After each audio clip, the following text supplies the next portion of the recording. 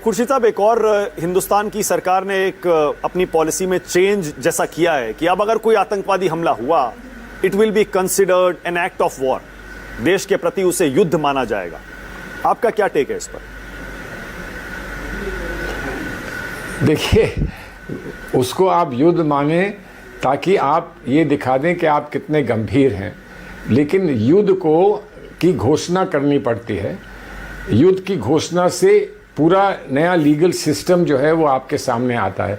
अभी तक हमारे जितने भी हमारे मुठभेड़ हुए हैं उनमें हमने युद्ध डिक्लेयर नहीं किया है। तो कुछ कभी लोग कहते हैं कि डिक्लेयर्ड युद्ध होता है, कभी कहते हैं कि अनडिक्लेयर्ड युद्ध होता है, कभी कहते हैं कि ये युद्ध नहीं है, युद्ध जैसी ही स्थिति है। तो उस पर लेबल्स लगाना आज क्या फ़ायदा है? सिर्फ ये है कि जब हम पर हमला हो तो हम उसका सही मुंह तोड़ जवाब दें, इसकी अपेक्षा आम जनता को है। और मैं समझता हूं कि ऐसा करना सही है और हम ऐसे करने में आप लोगों के सरकार के साथ खड़े हैं। ठीक है। अब खुर्शीद साहब, आप इतना लंबा चौड़ा आपका अनुभव है, मतलब समाज में, राजनीति में, वकालत में, विदेश मामलों में, डिप्लोमेसी में। सर, पाकिस्तान का कोई इलाज है क्या? टेररिज्म का, आतंकवाद का कोई इलाज है क्या? आज तक क्यों नहीं ढूंढ पाए हम?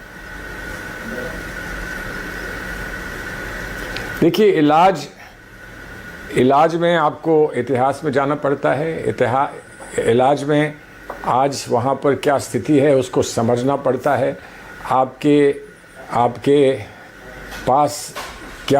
पास चाल है जो चलकर आप उनको प्रभावित कर सकते हैं, और दुनिया की जियोपॉलिटिकल स्थिति क्या है, इन सब को देखते हुए ये चीज़ें होती हैं। और इसलिए इतिहास में आप जाएं, जब बांग्लादेश बना था तो उस समय क्या परिस्थितियां थी और बांग्लादेश को बनाने में हमको कहां से सहयोग मिल सका। जहां के कुछ लोगों ने ये भी किया कि कोशिश करी कि उसमें आड़े आ जाएं और वो हमारे लक्ष्य को पूरा ना होने दें, ये भी आप जानते हैं। लेकिन ये सारी चीज़ तभी समझ में आती है जब आप समझते हैं कि अब वक्त आया है हमको कुछ कार्रवाई करने का, तभी समझ में आती है। अगर आज आप युद्ध विराम को मान रहे हैं तो उसको भी आपने सब परिस्थितियों को देखकर ही माना होगा।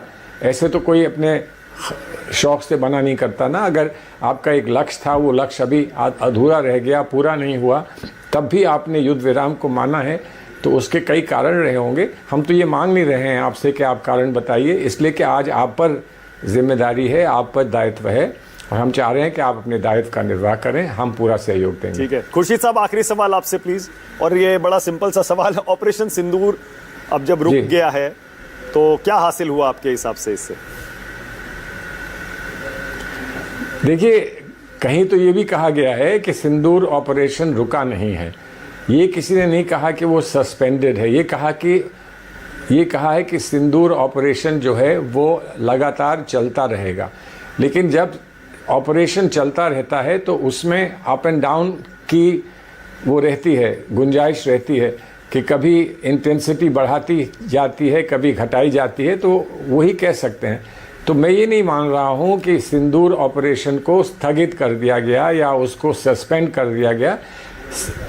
सिंदूर ऑपरेशन है, ये मुझे लगा है कि एयरफोर्स वालों ने ऐसा कहा है, और अगर कहा है तो हमको ये बात माननी चाहिए।